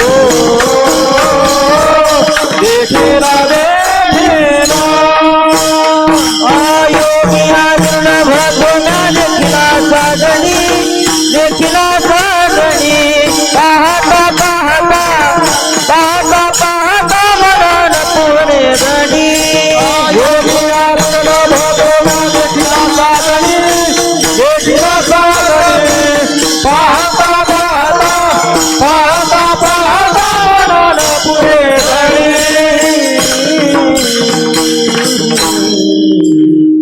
भगवान माऊलींना झालेला जो आनंद आहे तो शब्दाचा आकार धारण करून ह्या प्रस्तुत अभंगातून बाहेर पडत आहेत. त्याच्यामध्ये त्या प्रभात समयाला माऊली म्हणतात की योगी या दुर्लभ, योगी पुरुषांना जो मिळाला नाही, योगी हा दुर्लभ.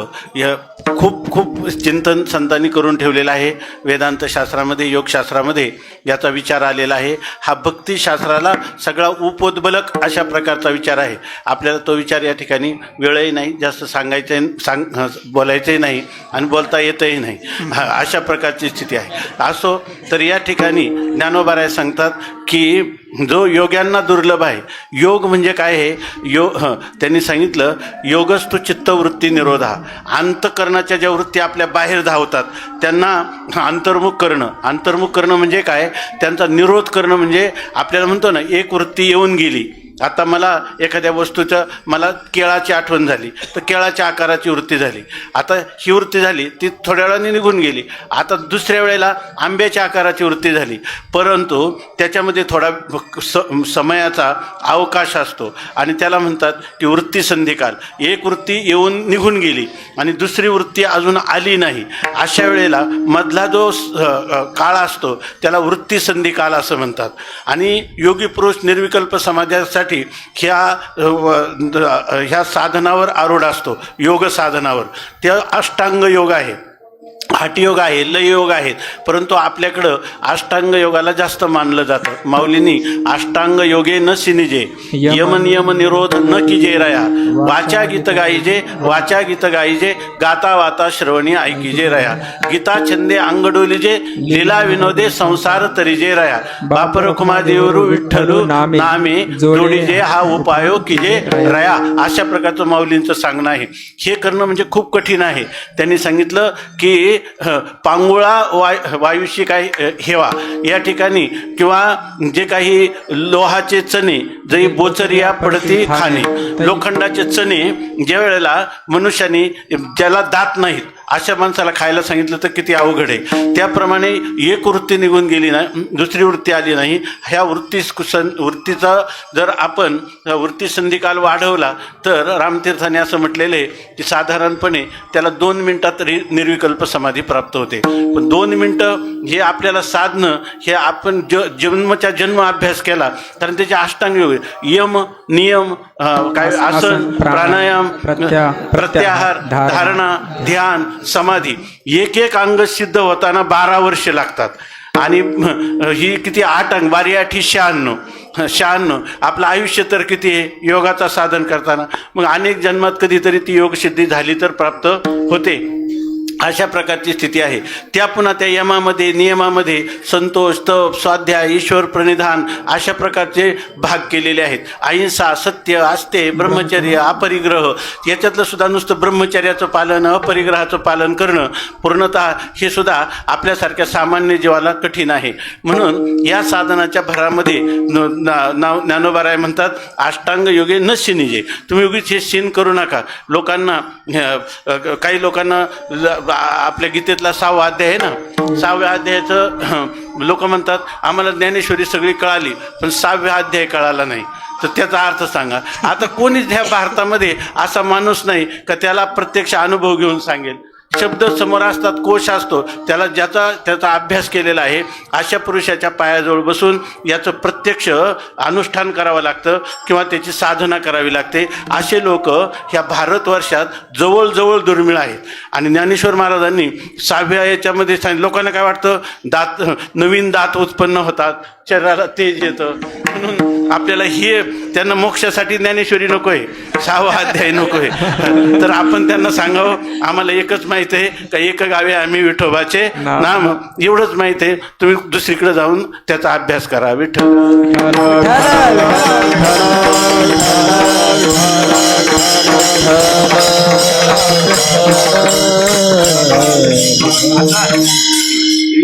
योग्या ज्ञानोबरायांचं वर्णन केलं. काय योग्यांचे ते मुकुटमणी आहेत, ज्ञानियांचा शिरोमणी आहेत, अशा असणारे साधकाचा मायबाप आहेत.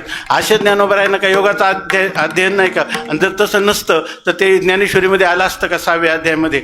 परंतु सर्व लोक जे आहेत त्या लोकांना जेणेकरून निश्चित याच जन्मामध्ये त्यांची काही ना काही आध्यात्मिक उत्थान व्हावं म्हणून त्यांना एक मार्गदर्शन म्हणून ज्ञानोबरायांनी ह्या भक्ती सिद्धांताचा प्रचार आणि प्रसार केलेला आहे. विठ्ठल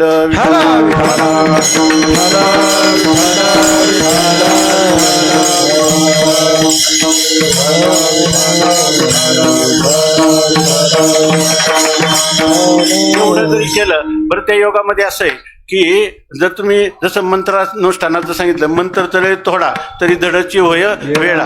आपल्या जोग महाराजांनी योगाची साधना केली आणि त्यांना पिनस नावाचा व्याधी झाला, तो शेवटपर्यंत राहिला. त्याचं कारण योग साधन करताना त्यांच्याकडून त्याच्यामध्ये अनुष्ठानात काही चूक झाली होती.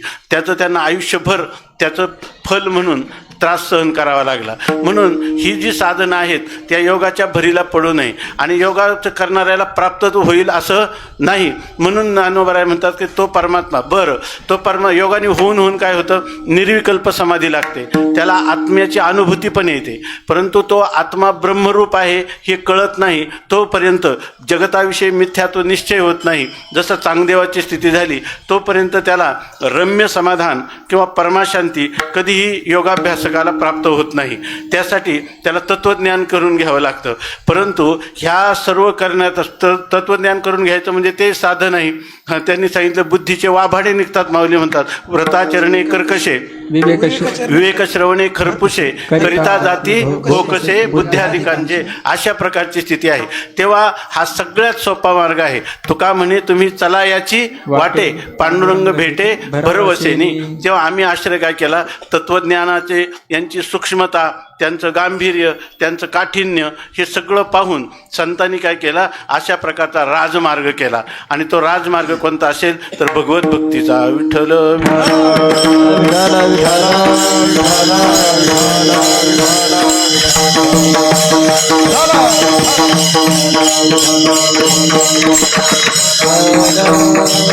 आणि हा मार्ग असा आहे की तेषाम सततयुक्तानां भजतां प्रीतिपूर्वकम ददामी बुद्धियोगम तम येन मामुपयांती ते.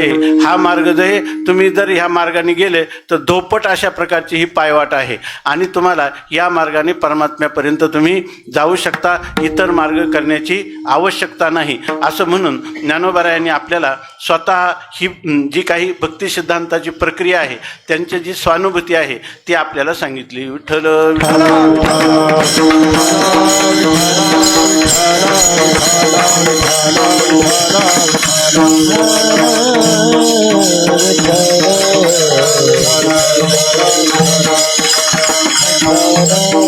तो परमात्मा असा आहे की त्याला सर्वात जास्त कोण आवडतं, जसा भोळा भक्त आवडतो ना तसा त्याला बुद्धिमान मनुष्य आवडत नाही. भावना प्रधान ज्याचं जीवन आहे, श्रद्धातिशय ज्याच्या अंतकरणात आहे, जो सरळ मार्गी ज्याला आर्जवयुक्त आहे आणि जो ह्या मार्गाने जातो. ह्या मार्गाचं सुद्धा असं आहे पहा, तर त्याच्यामध्ये अखंडानंद स्वामींनी सांगितले अनोखा रस्ता आणि अनमिला साजन.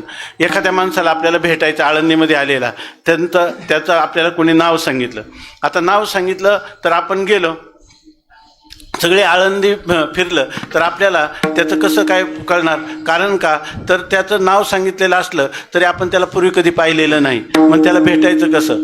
बरं, अनोखा साजन आणि काय अनमिला अनोखा रस्ता कोणत्या मार्गाने जायचं, तो कुठं उतरलाय, कोणत्या धर्मशाळेत हे माहीत नाही आणि पुन्हा त्याला कधी पाहिलेलं नाही. आता त्याला कशी काय भेट व्हायची? होणं शक्य नाही.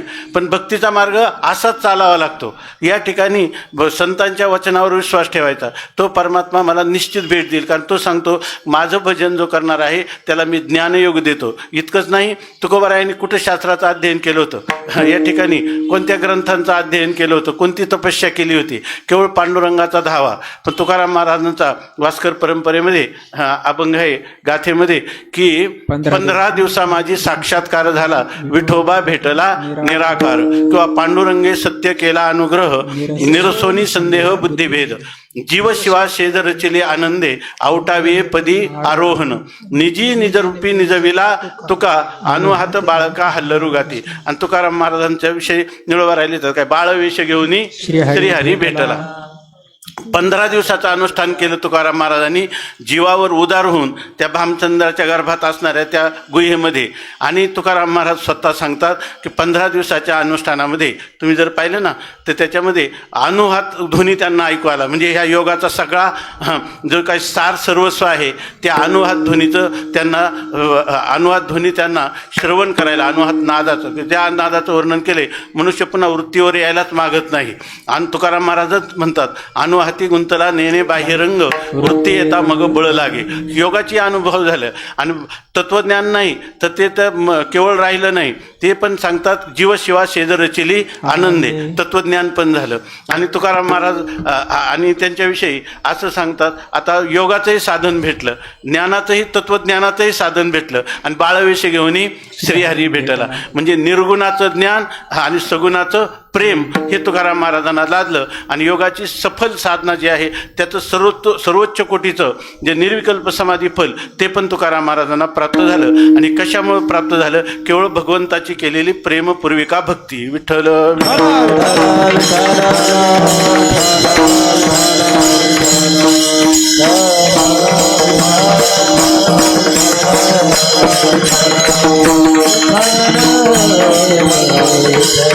म्हणून ज्ञानोबाराय या अभंगामध्ये असं सांगतात की योगिया दुर्लभ.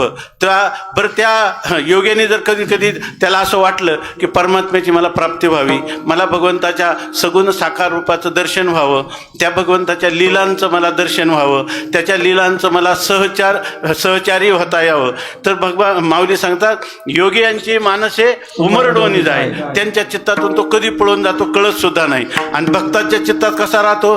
तो जर म्हटला की मला फार तुझा कंटाळा आला, तू आता माझ्या हृदयातून जा, तरी राही धरून या थारा. अशा प्रकारचा तो परमात्मा या भक्तिप्रेमामुळं त्याचं रसास्वादन, त्याचं आनंदाची अनुभूती ह्या जीवाला घेता येते. विठ्ठल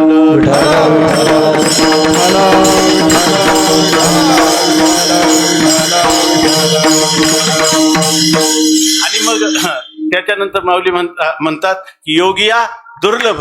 चित्ताचा निरोध करणाऱ्या योग्यांना जो प्राप्त होणं अत्यंत कठीण आहे असं सांगतात. तो मी स्वतः, हे साजनी, हे सखी. साजनी शब्दाचा अर्थ सखी आहे. आपल्या संप्रदायामध्ये सखी शब्दाचा या ठिकाणी ज्ञानोबाराय जेव्हा म्हणतात, ज्ञानोबारायला कोण सखी आहे?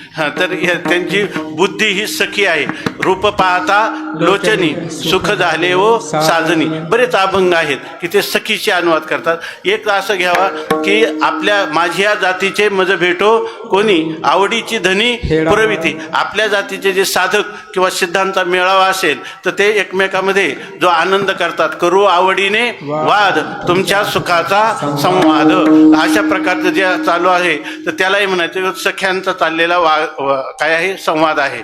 किंवा या ठिकाणी ही सख्य भक्तीचं वर्णन करताना ज्ञानोबाराय म्हणतात की विठ्ठल विठ्ठल विठ्ठल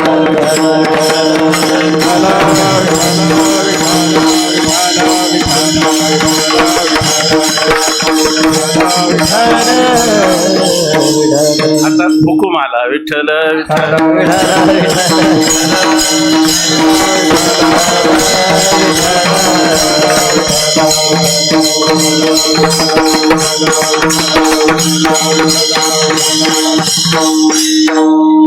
एका माणसाने जांभळं विकत घेतली आणि ते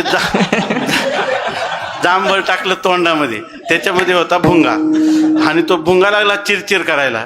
तर म्हणला तू आता चिर कर नाही तर फिर कर, मी 2 रुपये तोळ्याने तुला विकत घेतलेलं आहे. विठ्ठल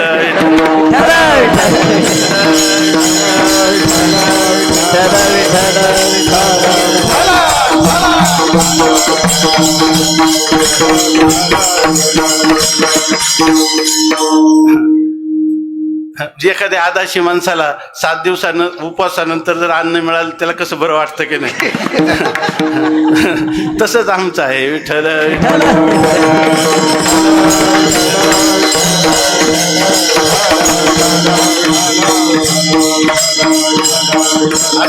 आपण या अभंगाचं जरी आपल्याला संपूर्ण अर्थाचं चिंतन करता आलं नाही तर जणू काही झालं असं समजायचं.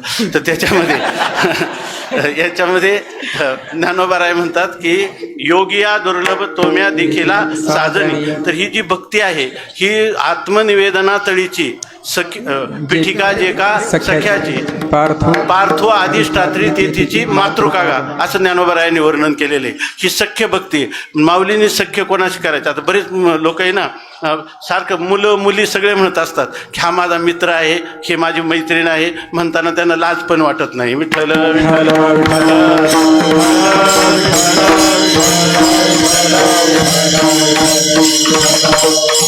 खरीच मैत्री करायची झाली तर आपण आपल्या अंतकरण वृत्तीची मैत्री करावी. तिची मैत्री केली समर्थाने मना सज्जना भक्ती पंथे. मन ही अंतकरणाची वृत्तीच आहे. तर समर्थ कुठं पोहोचले. तुकाराम महाराज सुद्धा मना एक करी म्हणे जाये पंढरी. अशा प्रकारचं मनाशी संवाद. तुका म्हणे होय मनाशी संवाद. आपल्या अहंकार वृत्ती, आपली मनोवृत्ती, आपली बुद्धिवृत्ती आणि आपली चित्तवृत्ती ही खऱ्या अर्थाने आपण जर त्यांच्याशी सख्यत्व केलं तर ते आपल्याला पावला पावलाला सहाय्य करून आपल्या आत्मस्वरूपापर्यंत पोहोचवल्याशिवाय राहणार नाही. ती खरी सखी आहे की तुकाराम महाराज म्हणतात ना मन हेच मोक्षाला कारण आहे, मन हेच बंधाला कारण आहे. सुरुवात काय आहे. तुका म्हणे मन करारे प्रसन्न सकळ सिद्धींचे कारण मोक्ष अथवा बंधन सुख समाधान इच्छा ते. अशा प्रकारचं हे मन आहे. आणि त्या ठिकाणी ही साजणी कोण आहे. आपण थोडक्यात विचार सांगू की या ठिकाणी अहंकार वृत्ती म्हणावं तर म्या देखील अहंकार सांगितलेलाच आहे. बुद्धी म्हणावं तर बुद्धीचं काम फक्त निश्चयात्मकच आहे. मन म्हणावं तर ते संकल्प विकल्पात्मक अशा प्रकारचं आहे. आनंद प्रदान करणारी खरी वृत्ती जी असेल तो ज्ञानी असो किंवा अज्ञानी असो जर त्याला आनंदाची अभिव्यक्ती करायची असेल तर हे चित्ताचं जे चिंतन आहे, चिंतन वाढलं की चित्ताच्या चिंतनामध्ये परमात्मा जो आहे, जसं आपलं लाख वितळवतो, उष्णतेने लाख वितळते आणि मग त्याच्यावर जर एखादा ठसा मारला तो कायम स्वरूपाचा राहतो. तसा भक्तीच मुळात काय आहे, अंतःकरणात द्रवीभूत झालेली वृत्ती, त्या वृत्तीमध्ये ती परमात्म्याचा आकार एकदा स्थापन झाला की तो पुन्हा कधीही नाहीसा होत नाही. आणि हे काम चित्तवृत्ती करते. तिला साजनी असं ज्ञानोबा म्हणत असावेत. म्हणून या ठिकाणी म्हणतात की योगिया दुर्लभ तोम्या देखिला साजनी. आणि पाहिल्यानंतर झालं काय, पाहता पाहता, एकदाच पाहता नाही म्हटले, 2 वेळा पाहता म्हटले. पाहता पाहता मी पुन्हा पुन्हा परमात्म्याचं स्वरूपच असं आहे का निमिष न लगे मनवेदिता एवढी तुझी स्वरूपता विठोबा नेनो कैची भेटी वर्णे नाही जीवेसाठी. अशा प्रकारची ही स्थिती आहे. म्हणून परमात्म्याला एकदा पाहिलं की खादलेची खावे वाटे देखिले भेटिले भेटी आवडी. आज तृप्ती भुकेली काय करू माये जीवनी जीवन कैसे तान्हे जात आहे. असं त्या परमात्म्याला पाहिल्या नंतर म्हणतात की काय, योगिया दुर्लभ तोम्या देखिला साजनी. आणि पाहता पाहता मना न पुरे धनी. मनाला तृप्तीच होत नाही. धनी पुरवणं म्हणजे तृप्ती होणं, न पुरे धनी म्हणजे तृप्तीच होत नाही. या ठिकाणी कधी तृप्ती वाटते तर पुन्हा लगेच विराहामध्ये त्या ठिकाणी परमात्म्याच्या प्राप्तीची लालसा उत्पन्न होते. याचा अर्थ खरी तृप्ती कधीच होत नाही. या ठिकाणी तृप्ती झाल्यासारखे वाटते. मग व्यवहारामध्ये जर एखादी वस्तू आवडती असले ती काय तृप्तीचा आभास आहे पण माणसाची तृप्ती होत नाही. गुरुवर्य पांडुरंग बाबा एक गोष्ट सांगायची ती थोडक्यात सांगतो आणि ती पण आता सांगितली नसती. आपला वेळ पण संपत आलेला आहे. तर परंतु आपण कीर्तनात कधीच हसला नाही म्हणून तुम्हाला थोडंसं सांगतो. विठ्ठल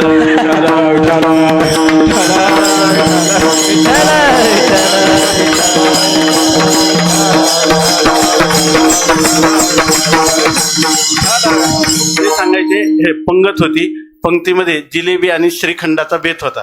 एकाला श्रीखंड फार आवडत होतं. त्यामुळं त्यांनी सांगितलं की पंक्तीला बसला, जिलेबी खायचा, श्रीखंड पण खायचा. नंतर त्या जिलेबी श्रीखंडात खाता खाता खाल्लेल्या जिलेबीचा तो जेव्हा वाढ म्हटला तेव्हा त्या वाढप्याला असं दिसलं का जिलेबी त्याच्या घशातून वर ते दिसते. तेव्हा तो म्हटला अजून श्रीखंड द्या. तर ते म्हणे आता श्रीखंड कसं द्यायचं म्हणे तुम्हाला, तुमचं जिलेबी दिसते याच्यामध्ये. ते म्हणे मध्ये पोकळे असते ना त्याच्यात जाईल.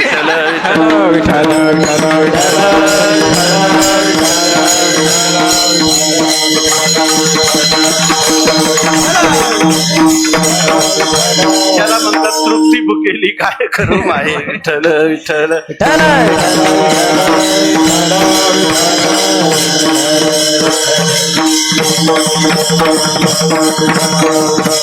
याच्यापासून आणखी काय आपल्याला अनुभूती आली ती अभंगाच्या द्वितीय चरणात. देखिला देखिला माय, देखिला देखिला माय, देवांचा देव, देवांचा देव. देखिला देखिला माय, देखिला देखिला माय, देवांचा देव, देवांचा देव.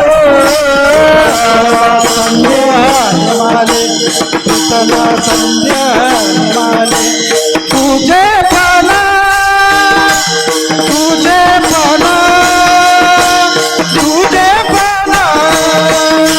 देखिला देखिला माय, देखिला देखिला माय, देवांचा देव, देवांचा देव. देखिला देखिला देखिला देखिला माय, देवांचा देव, देवांचा देव.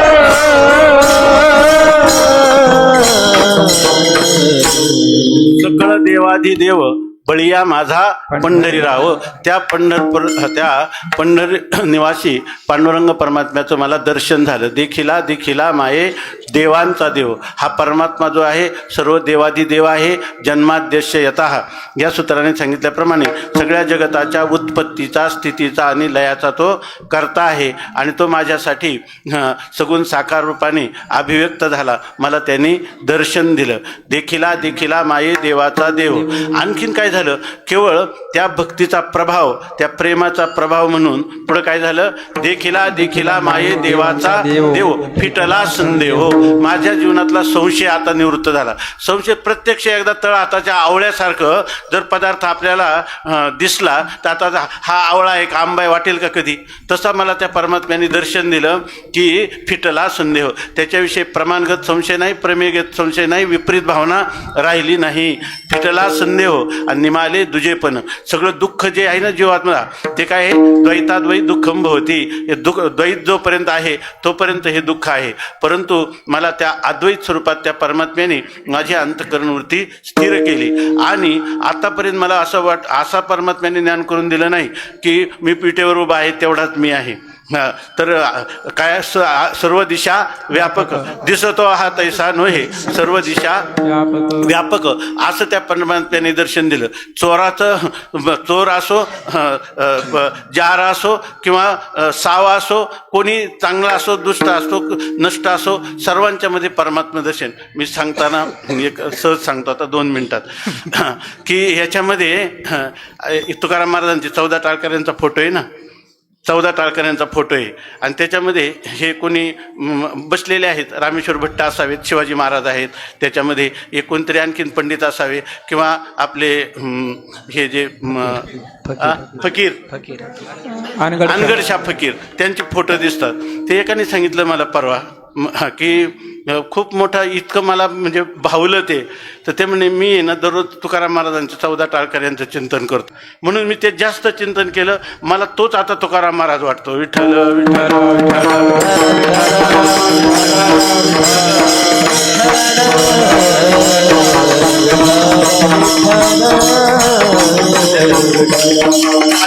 झालं काय की फिटला संध्याच्या सुटल्या गाठी, झालो पोटी शीतळ, आणि संध्या गेला आणि दुजे पण द्वैत मात्र राहिलं नाही. सर्वत काय जिकडे पाहे तिकडे बाई, श्रीहरी वाचुनी दुजे नाही. अशा प्रकारची मला अनुभूती या ठिकाणी आली.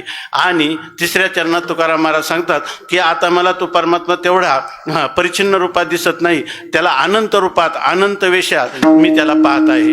अनंत रूपे अनंत वेशे देखिले व्याप्यासे, बाप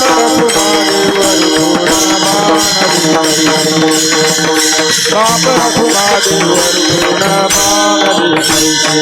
अनंत रूपे अनंत वेशे देखिले व्याप्यासे, बाप रघुमादेवर पूर्ण बाण दिसैसे. बाप रघुमादेवर पूर्ण बाण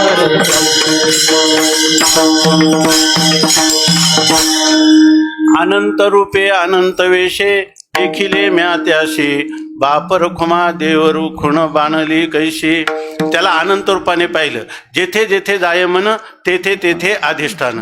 आपल्याला चांगली वस्तू असो, व्यक्ती असो, पदार्थ असो किंवा वाईट पदार्थ असो, सगळ्यांकडे नजर गेली की त्या पदार्थाच्या चांगल्या वाईटपणाचा बाद करून त्याचा सच्चिदानंद अधिष्ठानाचं ग्रहण करण्याची योग्यता ही बाप रखुमा देवर श्री विठ्ठल माझा आराध्य दैवत त्यांनी कैशी. आश्चर्य वाटतं. वास्तविक माझा हा अधिकार नाही, पण त्यांनी काय मी फक्त प्रेमपूर्वक भक्ती करत गेलो, त्याच्यावर प्रेम करत गेलो, माझा कुठलाही अधिकार नाही. काय झालं कसं झालं हे काय कळत नाही.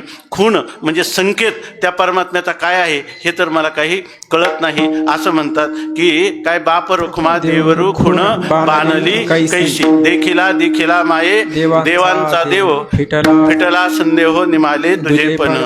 विठोबा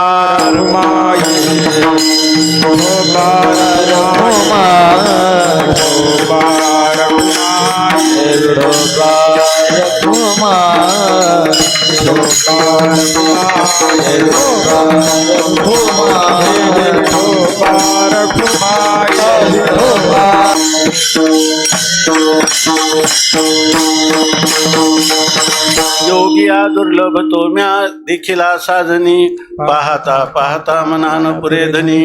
देखिला देखिला माये देवांचा देव, फिटला संदेह निमाले तुझे पण. अनंत रूपे अनंत वेशे देखिले म्या त्याशी, बाप रखुमा देवरू खुण बाणली कैशी. बरोबर 12:00 झालेले याच्यामध्ये. तर असं समजा की 5 मिनिटं अजून घेतो. विठ्ठल विठ्ठल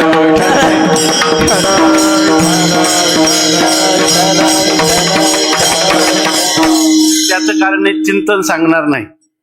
चिंतन सांगणार नाही, करमणूक करणार आहे. विठ्ठल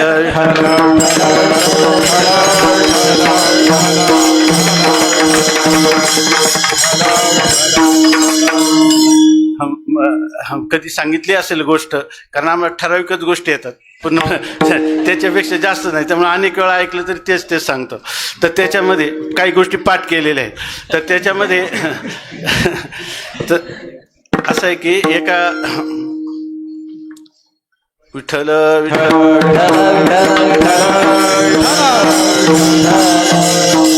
एका राजाने एक मंदिर बांधलं होतं.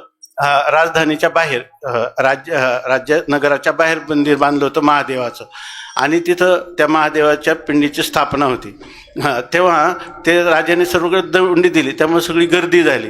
तिथं जे ब्राह्मण लोक होते त्यांनी सांगितलं की आता पिंडीच्या स्थापनेचा मुहूर्त झालेला आहे, आता बसवा. पण ही कोणी बसवायची तर म्हणे याच्यासाठी जी कोणी पतिव्रता स्त्री असेल तिनं पुढे यावं आणि ती मूर्ती बसावी. तर त्यामुळं सगळ्या स्त्रियांना वाटलं की आता कोणाचा नंबर लागतो. त्याच्यात त्यांनी सांगितलं तर मात्र याच्यामध्ये एक गोष्ट आहे, जी पतिव्रता स्त्री असेल तर तिनं ही मूर्ती बसावी. जर समजा नसेल, तिच्यात काही त्रुटी जीवनात कधी घडली असेल तर ही पिंड जी आहे ती तिरकी बसेल, असं त्यांनी सांगितलं. आता कोणीच पुढे यायला तयार नाही. त्याचं काही पतिव्रता नव्हते असं नाही, पण झालं तर आपलं पितळ उघडं पडेल आणि म्हणून ते कोणी यायला तयार नाही. राजपत्न्या सुद्धा आल्या नाही. तेव्हा एक धनगराची स्त्री तिथं काही ती बकऱ्या चारत होती, मेंढ्या चारत होती.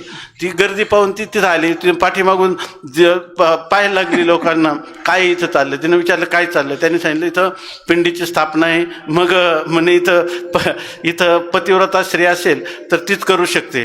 ती म्हणे मग इथं काय तुम्हाला जायला काय झालं इतक्या वेळात. म्हणे हा तुम्ही काय पतिव्रता नाही, काय पतिव्रता आहेत का म्हणे.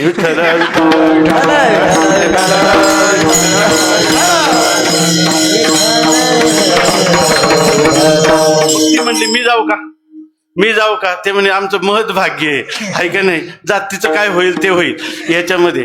आणि ती स्वामी महाराज सांगायचे ती सगळ्यांना तुडून गेली, राजपत्न्यांना देखील तुडून गेली. आणि ते गेल्यानंतर ती पिंड बसवायला त्यांनी सांगितलं, तर ती पिंड बसवली, पण ती नेमकी तिरकी बसली. तर ते म्हणे आम्ही सांगितलंच होतं. त्या स्त्रिया म्हणे बघा ना हिने किती फजिती केली. तिने 2 मिनिट डोळे झाकले. ते म्हणे असं कधीच झालं, माझं पातिव्रत्याचा अभंग आहे आणि पिंड का बसली नाही, काय कुठं बिघाड झाला. तिनं 2 मिनिट डोळे झाकले. तिच्या एकच लक्षात आलं की पतीला दूध वाढताना जी साई आली होती ती फुंकली आपण. वास्तविक पतीपेक्षा साई काही महत्त्वाची नव्हती, पण झालं तर ही गोष्ट संसारात किरकोळ गोष्ट आहे. ती म्हणे असं काय झालं असेल एखाद्या वेळेस, बस फटकन बसली. विठ्ठल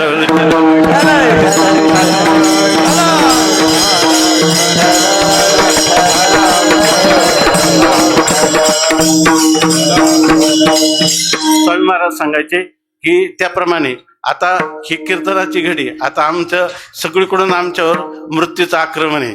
त्यामुळं याच्यामध्ये काही जास्त हे चिंतन आपल्याला करता येत नाही. आम्ही श्रवण करतो त्याच्यातच आनंद आहे. परंतु आता हे सहज महाराज म्हटले आणि आम्हाला तर असं कुठंतरी निमित्त लागतं थोडंसं. म्हणून आज या ठिकाणी मला वाटलं की हे आपले 2 तास पिंड बसती का नाही, ऐका नाही, पण ती खटकन बसली. 2 तास पुरले. विठ्ठल